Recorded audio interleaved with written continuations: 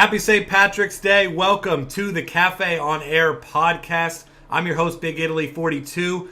Also here, joined as always on Tuesdays by Spencer Limbach, Spencer_JL on Twitter. And what's going on, man? I see you got your green on, so nobody's bothering you here.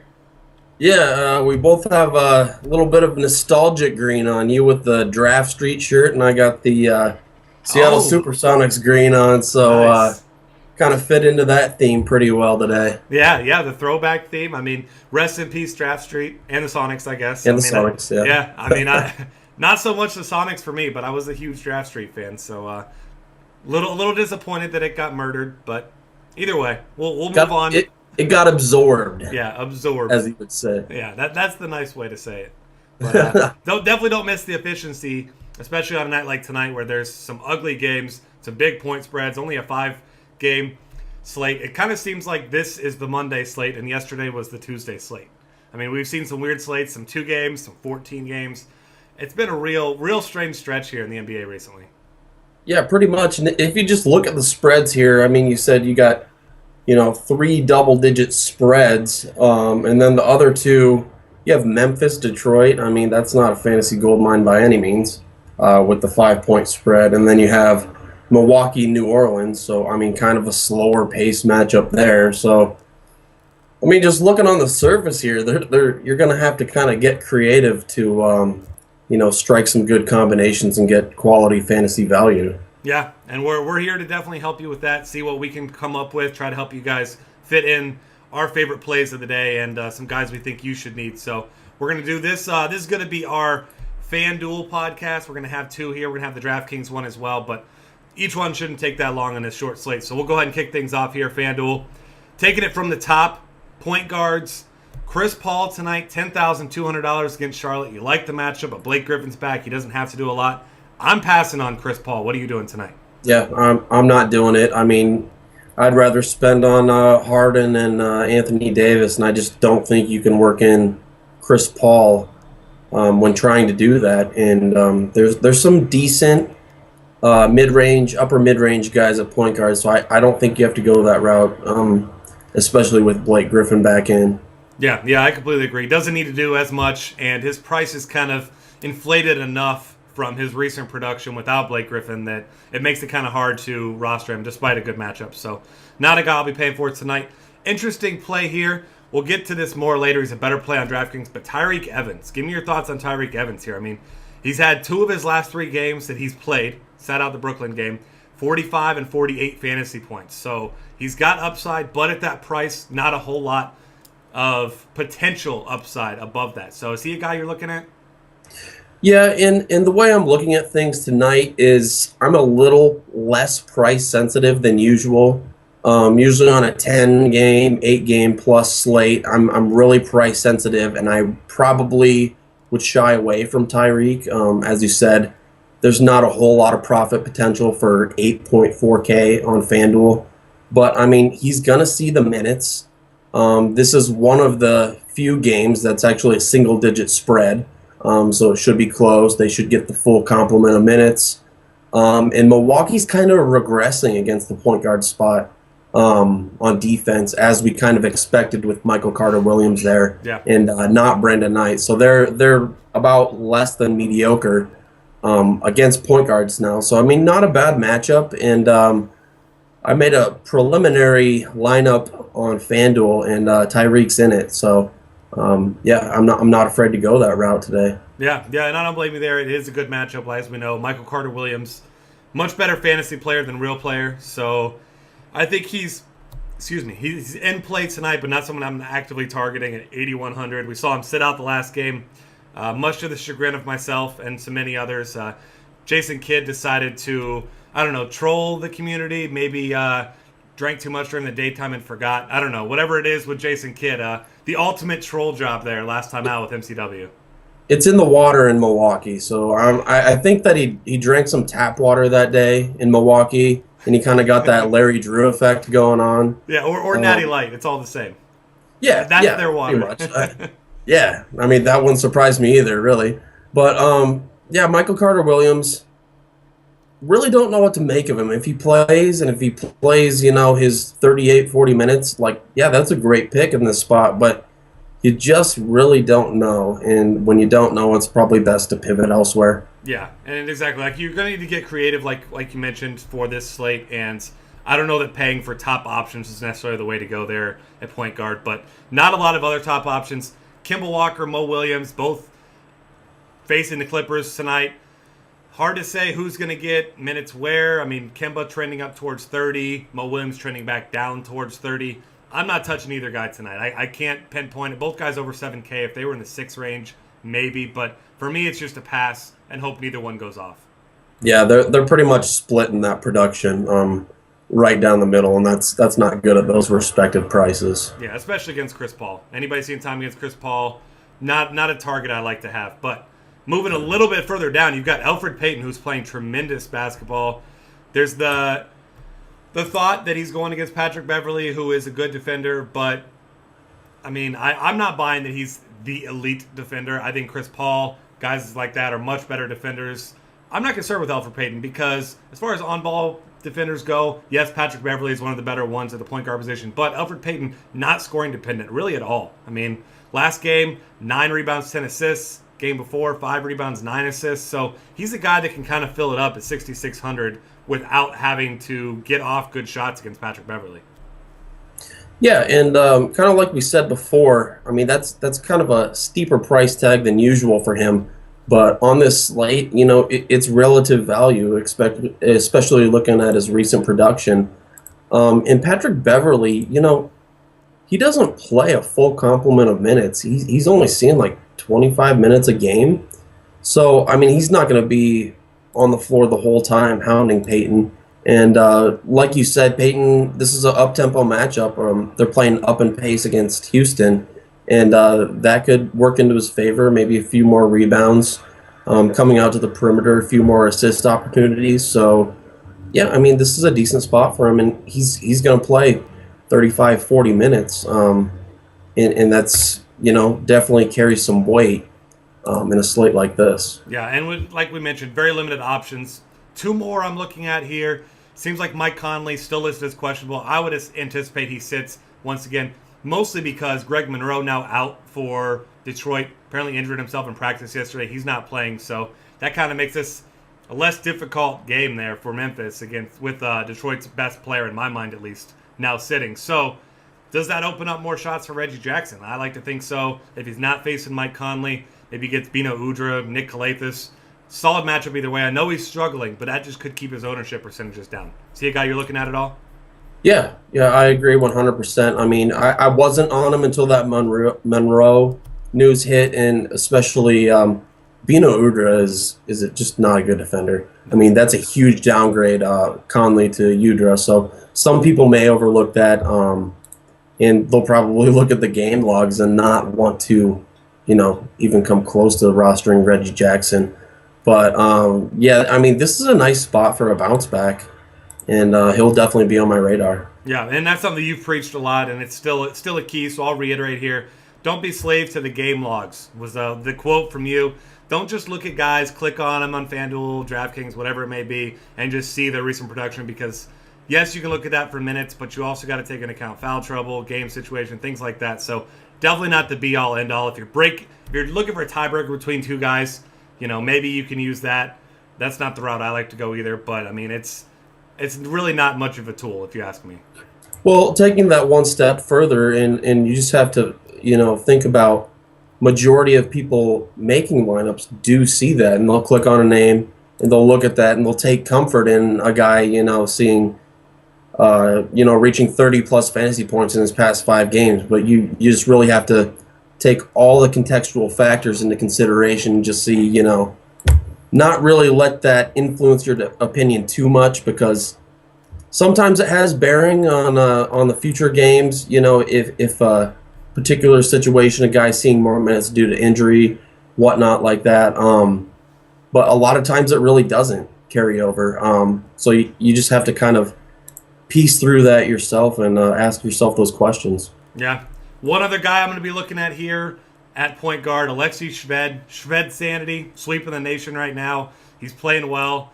I mean, he's the last player that I can remember over the past week or so that actually had a big game against any position for Utah. I mean, he had 47 fantasy points, 41 minutes in that game. Played well against the Lakers, no surprise, but 30 fantasy points in 21 minutes against Golden State, then 29 against Phoenix last time out. I don't love his price tag at $6K. Not a lot of upside built in there, I don't think, but there's really no one cheaper than this that I'm interested in tonight, except for maybe Bino as a punt if Mike Conley sits. Yeah, I would probably rather go with Bino. I mean, there's not the upside there, but probably for tournaments, just the way things are shaping up, trying to squeeze in some of these expensive guys. But yeah, I like Shved for tournaments. The question is, do we want to pay that price against the Spurs? As you saw, they got blown out by Golden State. He played just 21 minutes. Granted, he had a really efficient line, 30 fantasy points, but can we expect him to do that again in limited minutes, potentially, against the Spurs for an increased price tag, is what I'm asking myself. Yeah. And to me, that screams more of a tournament option than anything. Yeah, I agree, and that's where it gets tough. I mean, the Spurs have struggled against point guards recently, but at the same time, Shved not a true point guard and also not locked into minutes, and it's just a terrible situation. 14-point spread. Seemingly, he doesn't get much garbage time, which is kind of a surprise, but it also could be contingent on Tim Hardaway's status. They say he's questionable. He could play. If he sits out, Shved becomes a better play, but if Tim Hardaway goes, I don't think he's necessarily a bad fade on a small slate like tonight because a lot of people will be on him due to his recent production, and his price is getting to that point where he's borderline unplayable on a bigger slate at least. Right, yeah. All right, shooting guard here. There's one obvious top option. I've got him as my 1B option overall on the slate. Not sure if you agree there, but James Harden. And you do like the situation here for James Harden. Victor Oladipo, not much of an on-ball defender. The I'm thinking Florida. The Orlando Magic don't have a legitimate rim protector. Vucevic is a decent defender, but average really. Dwayne Dedmon's been getting some minutes at power forward. He's a solid defender, but fouls a ton. So gotta like James Harden's chance to get in the line a lot. One-on-one, he's going to win that battle with Victor Oladipo every single time. I mean, I think if you can't fit Anthony Davis tonight, you're going to need to get James Harden. Yeah, and I think you may be able to fit both in a tournament lineup. I mean, you're going to be sacrificing a lot in terms of pump plays, taking some chances there. But, yeah, you really like him here. I'm a little bit worried with the spread. We see it at 11 now. Maybe that comes into play a little bit. And I think Anthony Davis is a safer pick for that reason. But, I mean, Harden has a smaller price point and could, get in the neighborhood of the same production if you want to look at it from that perspective. Yeah, and the one thing I do like about Harden as far as paying up for him is, yeah, he does have his down games, but his down games are 30 points, and he tends to play a few more minutes into a blowout than most studs do because Houston doesn't have a whole lot of options there. So, I mean, I'm not saying to play the whole game, but, maybe into the fourth, whereas some of the other studs may rest at the beginning of the fourth. So, right. A lot of contextual factors going on there, but Harden, as we don't need to really tell you, one of the top options on the slate. Victor Oladipo, his counterpart there, kind of pricey, still up around 8K. He's got significant upside. He's playing big minutes, 36 or more, and it looks like 7 of his last 8 games.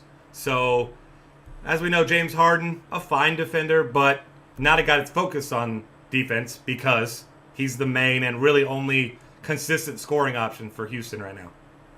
Yeah, I like him as a tournament option. I think he's priced out a little too much for me to rely on cash games and try and fit in Anthony Davis, which I'm really actively trying to do tonight.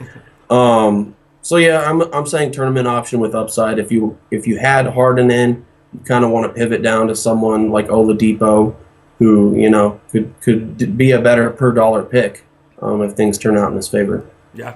And right below him, we've got Giannis Antetokounmpo, 6.8K. And here's the time where you may want to actually look at some game logs, but not buy into it too much. 3-9, March 9th. Giannis Antetokounmpo versus this same New Orleans team. 29 points, 5 rebounds, 4 assists, 3 steals, 3 blocks. His best game of the season, I believe, 51 fantasy points. While you obviously don't anticipate that sort of production again, this is a guy with a really safe floor, right around 25 points. You know he's going to get big minutes, 35 to 40, and he has that upside. So definitely the length advantage over the wing players there for New Orleans. So I like, if I have to choose Oladipo versus the alphabet, I'm going with the alphabet. Yeah, and like I said before, I kind of made a preliminary draft on FanDuel, and Giannis was in it. And I didn't even realize that 51 fantasy point game was against New Orleans. I liked the matchup anyway, and I really liked the minute totals he's been logging. Yeah. But yeah, I think that helps his cause even further. Yeah, I mean, honestly, like tonight, I'm trying to get opportunity. I mean, obviously you want the best plays, but if you are trying to fit maybe Harden and Davis or one or the other with a balanced lineup, I mean, I'm going to err on the side of the guy who has A, biggest upside, and B, the most minutes. And like you said, I mean, he's getting huge minutes, so you got to like him in that spot. Mm-hmm. JJ Redick, for me, a little bit too overpriced. 6.4K, especially with Blake Griffin back. He's still seeing big minutes with Jamal Crawford out, but really very little, if any, upside for him tonight against a good defensive team in Charlotte. Yeah, I'm not going that route. Agree. Next guy up that I actually like, Danny Green. If I'm targeting any Spurs tonight, it's going to be Danny Green. Manu Ginobili out for the next week to 10 days, foreseeable future. Marco Bellinelli, not a guy that's effective when he does see minutes. And Danny Green got himself some rest last game, only played 15 minutes. All that tells me is I think it was sort of a precursor towards tonight. Spurs are going to expect him to play big minutes. Knicks, as we know, struggle against every position. I expect Danny Green to be the only Spurs starter that sees anywhere near 30 minutes tonight, and I really like the matchup for him at 5,500. Yeah, I was going to ask you your take on him because, I mean, you have a pretty good read on the Spurs, being a fan and all. But yeah, I really liked him in the spot too, and I didn't know if I was, seeing that differently, but we seem to agree for the most part that the Spurs should rely on him a little more. I mean, you never really know what the minutes will be like. Popovich could just kind of fly by the seat of his pants and pull him, but it seems like a good spot for him. The price isn't prohibitive, and the upside is there if he does get that 30 minutes. Yeah, in a great matchup. Absolutely. I mean, he's a streaky shooter, but even when he's not scoring, I mean, he's a guy that can contribute in all categories. Good defender. I mean, he blocked 4 shots against Cleveland. Obviously an overtime game, but he's a guy that can kind of do it all. So even if his shot's not falling, could still pay off value at, honestly, the worst position on the board at shooting guard tonight. It's pretty bad. You're not paying for one of those top 3 guys. You're pretty much searching for whoever you can fill in and just hope they pay off salary. Which brings me to the next guy, Tony Allen, 4,600. Never does a ton, but the grind father, pretty much a lock for 20 to 25 fantasy points. If you need someone cheap, you don't want to reach, Tony Allen's your safe bet. You agree? Yep, I have him written down here too. I mean, I think you pay that extra $900 to Danny Green for the upside and nothing more. So, I mean, if you need a cash game filler, Tony Allen, he can fill that role. Agree. I'm looking down here at shooting guard below this. Not a single player I'm interested in. Is there anybody, any hidden gem maybe you found down here that you're looking at? If there is, I haven't found it because, I mean, it stops at Tony Allen for me. Yeah, me too. I don't know that there is a hidden gem. I'll keep searching throughout the day, but... don't hurt yourself. Yeah, I'd rather spend my time making lineups of players that are actually good and not have to worry about that. So, moving on now to small forward, top priced option, seemingly the top option, Kawhi Leonard. Kawhi not, as the commentators like to say, and I'll tell you Kawhi not, because 8,500, Spurs are going to win this game big. The Knicks are horrible, 14-point spread. Leonard does tend to play bigger minutes than the older guys, Parker, Duncan, etc. Even if he plays 30 minutes tonight, he may pay off that tag, but the upside there, very, very limited. Don't expect he's going to play in the fourth quarter at all, maybe not even much in the third. I just can't justify paying his price tag tonight in that match. No, and his price tag is pretty much jacked up from where it was. So, yeah. And on top of that, I think there's some decent mid-range options in small forward. So, I agree. Yeah, I mean, I think you can dip down and feel decent about it. Yeah, put him in a good matchup, close game. I'm all aboard, but tonight, no thanks. Go ahead and tell me some guys that you're looking at here. Who's your favorite play here at small forward? I really like Chris Middleton. I found myself gravitating towards him probably more than anyone else in that range. He's seeing like heavy minutes, 40 plus as of late, and some of that has to do with O.J. Mayo and Jared Dudley not playing. Let me check on their status here. It seems like Mayo is questionable. Dudley is doubtful. I think they should both be out now, I believe. Are they? Okay. Okay, I was just looking at the recent report on FanDuel game blog. Sometimes that doesn't update in time. But, yeah, I mean, so he's locked into heavy minutes again. It's a decent matchup against New Orleans. Should be more competitive than some of these other games. And the debate really is between him and Tobias Harris. I think you can go with both for cash games if you work them in. Harris playing up in pace against Houston. He's a pretty safe bet to approach around 30 fantasy points. But I like Middleton's upside more if choosing between the two. Yeah, I agree. I mean, that's similar. And also Middleton with a little bit better of a matchup there against Quincy Pondexter, where Tobias Harris, although aged, Trevor Ariza on the other side, still an above-average defender. So I'm with you there. I like Middleton over Harris, but I think they're both fine plays also. And you could look at Trevor Ariza at 5,700. I mean, he's also another solid play. You look at his recent production. I mean, 3 of his last 4 games over 30 fantasy points. The one exception being against Utah, who, as you've mentioned, I've mentioned, everyone who's paying attention is mentioning, Utah is dominating everyone now. So you see a bad game against Utah, just go ahead and erase that out of your memory. Everyone is playing poorly against the Jazz right now. Yeah, they're like the new Memphis when it comes to defense, or so it seems. It's impressive what they're doing recently. So that's about all I'm going right there. If you're going down a little bit lower, this is where it gets ugly once again. I mean, you've got Jeff Green, who's been playing well. Maybe Memphis decides to rest some guys. This seems to be the trend recently, and seemingly every day we record a podcast, you and I, or just me together, there's late breaking news, seemingly breaks right afterwards. So maybe Memphis rests Marc Gasol, who's kind of hobbled right now. Jeff Green could take on some extra shots. I think he's a fine play at 5K, but not a guy that I'm going to be actively targeting. I'm not targeting him in this price range. I'm kind of looking at Corey Brewer. Orlando's pretty terrible against small forwards. They rank dead last in fantasy points allowed. And Corey Brewer, he's not seeing the minutes. He's around 25 or so. 25 to 27 is about what you expect. But he's really efficient coming off the bench, and Houston turns to him to lead that second unit. And so he's a guy who could, get close to that 30 fantasy point range. And if you look at it from that perspective, it would make sense to pivot off of someone like Tobias Harris down to Corey Brewer, maybe take a chance on him in the short slate, and, leave you with a little bit of extra cash to pay up elsewhere. Yeah, and I like that strategy too, especially you pair him with James Harden. You've got the top option for Houston in the first unit, top option in their second unit. Decently big point spread, so even if Harden does end up sitting the fourth, Corey Brewer is going to be the guy taking all the shots. So yep. I like that a lot, that duo especially. So if you need someone really, really cheap just as a filler, I guess you could go with Quincy Pondexter, but that's a pass for me. No. Yeah, thank you. Don't do it.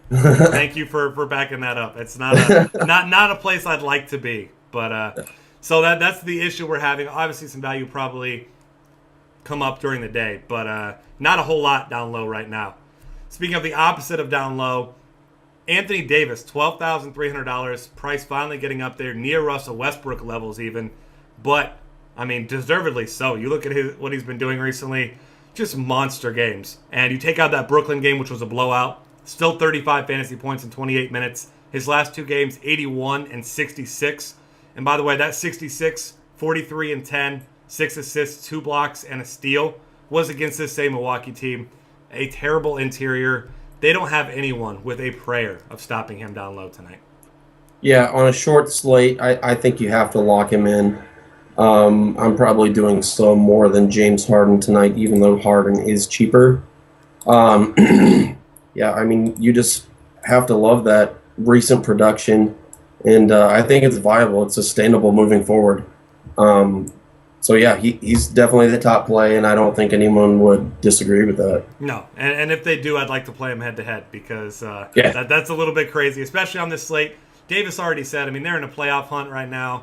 He knows he's the guy. He's finally getting mid-20s in shots per game like he should have been all season long. So really no reason to fade Davis tonight. If you do so, you're braver than I am. Maybe crazier at the same time. But Not a fan. And also, you got to consider there's not a lot of options at power forward tonight. So if Anthony Davis goes for 60 fantasy points, you might be hard pressed getting two guys together. They're going to beat that 60 fantasy point level.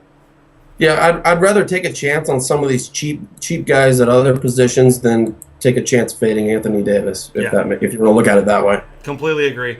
I think Blake Griffin in a fine spot. He didn't look great in his last game. He's tournament only, obviously, but did play 41 minutes, 11, 11, and 8. So his shot wasn't really falling, but still almost 40 fantasy points there against Houston. And as we know, Charlotte, not a good defensive team necessarily down low, especially against power forwards. Cody Zeller still out, it looks like, and Marvin Williams, not a defender, more of a spot-up shooter type of guy. So I don't think Blake Griffin will have much trouble down low with those guys, but still going Davis. Don't think there's any need to pay down for Griffin to upgrade elsewhere. Yeah, I wouldn't get cute with that. Yep. Zach Randolph, assuming he plays, definitely monitor this situation as the day goes forward, but he's in a great spot now against Detroit, who will now be missing Greg Monroe.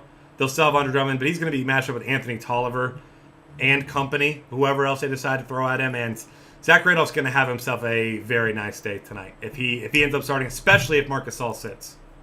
Yeah, it really lines up well on paper, like you said, but you just have to consider playing on a back-to-back like that. He played 39 minutes last night, so you have to wonder if they're going to monitor that, and if they do, he may not quite pay off that salary, and just keep that in the back of your mind. Obviously he's still a great target due to the matchup. It was a great matchup to begin with. Now that Greg Monroe's out, it's even better. Yeah, agree there. Moving down a little bit further, who's somebody else you like here at power forward? Anybody else you're looking at? Well, I had Terrence Jones on my list, maybe Andrea Bargnani. That's more of a tournament pick, probably with both of those guys, just where they're sitting, and it's hard to work them into a lineup. Yeah. Maybe Bargnani a little more. So he has a nice price on FanDuel, 5.4K. I think he's 6.1K on DraftKings or something. So if you just look at that pricing discrepancy, it's okay. But obviously not the great matchup against San Antonio.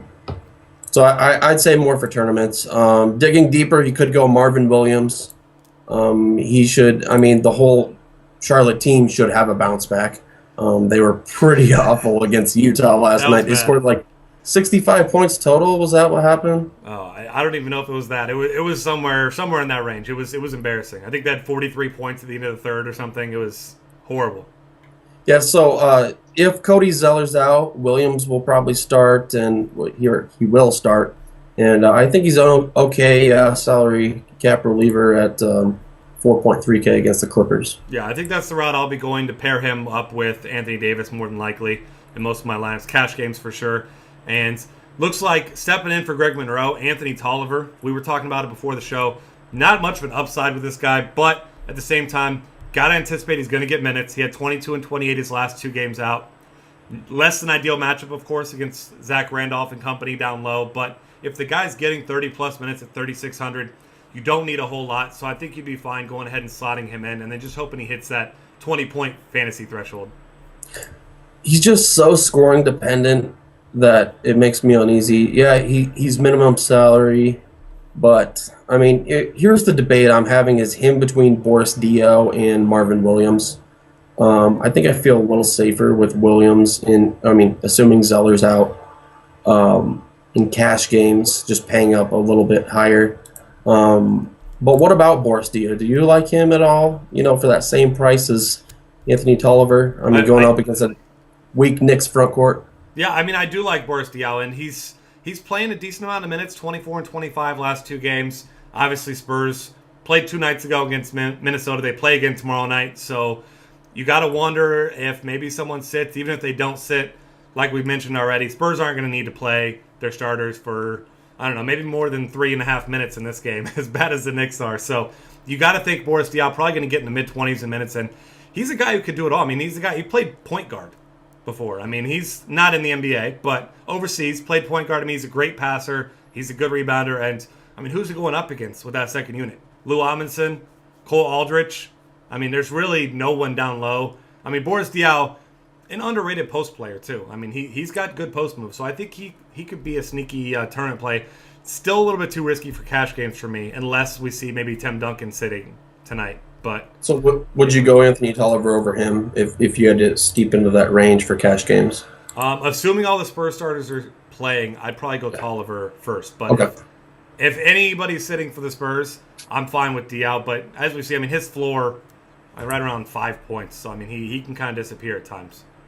But his floor against the Knicks. Yeah, that's true. That's a tough one. That's a tough one. I'm trying to go away from my Spurs bias there, but you got to like the spot for Boris Diaw. So, Yeah. kind of on the fence there. Diaw certainly with much, much more upside. I mean, he's got legitimate 30 fantasy point upside if he seeds mid-20s tonight.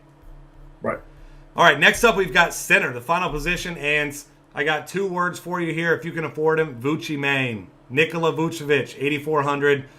If you've been playing DFS, if you watch the NBA, or even if you've ever been on Twitter, you know that Houston right now, without Dwight Howard down low, terrible. They can't rebound outside of Terrence Jones down low. Vucevic in a phenomenal spot tonight at 8,400. I will be playing him as much as I possibly can.